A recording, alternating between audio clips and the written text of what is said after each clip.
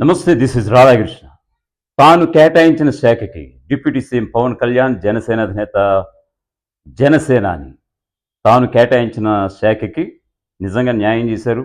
ఇది నిజంగా ప్రపంచ రికార్డు బద్దలు కొట్టేసింది అన్నట్లుగా ఇప్పుడు ప్రస్తుతం వార్తలైతే చక్కర్లు కొడుతున్నాయి. ఇంతగా వార్త ఏంటనే సారాంశం మనం గమనిస్తే గనక, పంచాయతీరాజ్ గ్రామీణాభివృద్ధి శాఖ ప్రపంచ రికార్డు సృష్టించింది. ఆగస్టు 23న రాష్ట్ర వ్యాప్తంగా ఒకే రోజు 13,326 పంచాయతీల్లో గ్రామ సభల నిర్వహణను వరల్డ్ రికార్డ్స్ యూనియన్ గుర్తించింది. ఈ రికార్డుకు సంబంధించిన పత్రాన్ని అలాగే మెడల్స్ను సాక్షాత్తు పవన్ కళ్యాణ్కు సదరు ప్రతినిధులు అందించారు.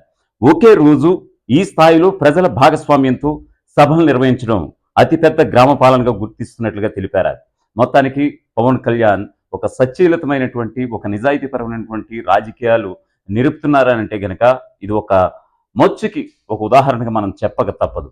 సో ఇంకా ఆయన భవిష్యత్తులో